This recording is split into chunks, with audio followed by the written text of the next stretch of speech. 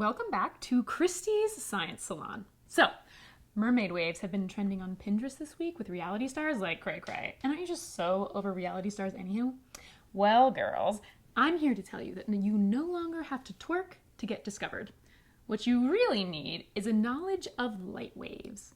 I mean, it's no secret that girls who specialize in science have massive social media followings and movie deals. So if you'd like to add a little pizzazz to your Snapchats, just try to come up with some catchy phrases about electromagnetic waves. BT dubs, electromagnetic waves are made of oscillating magnetic and electric fields and include radio waves, microwaves, infrared, visible light, ultraviolet X-rays, and gamma rays. I know, right?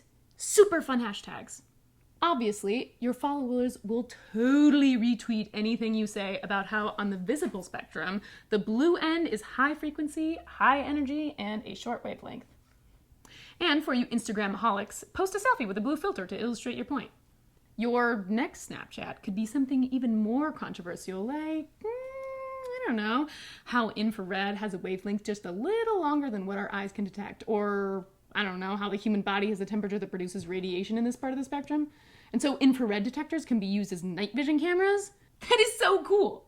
Now, I know that many of you are like old school and hipster and into like the old-fashioned social media, which is Facebook.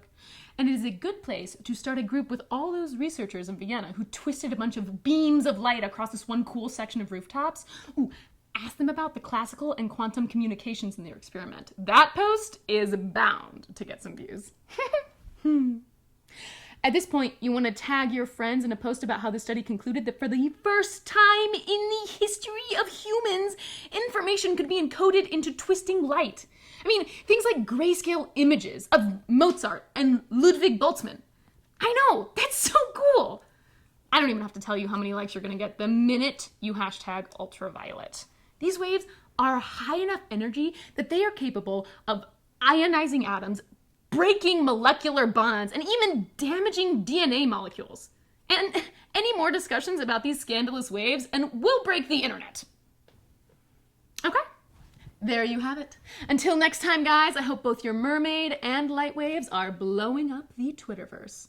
And remember, science is sexy. Ooh, don't forget to subscribe.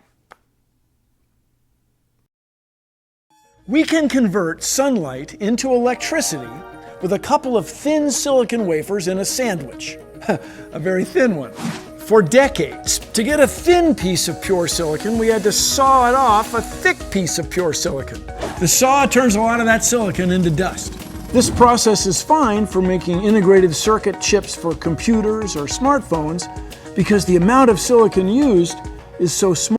Whether or not the water column is mixed can affect organisms living in the environment. Like, there's no mixing, oxygen is depleted, and then the organisms at the bottom will just die. And Shoshana was like, I hate when organisms die from oxygen depletion. And I was like, I know, right?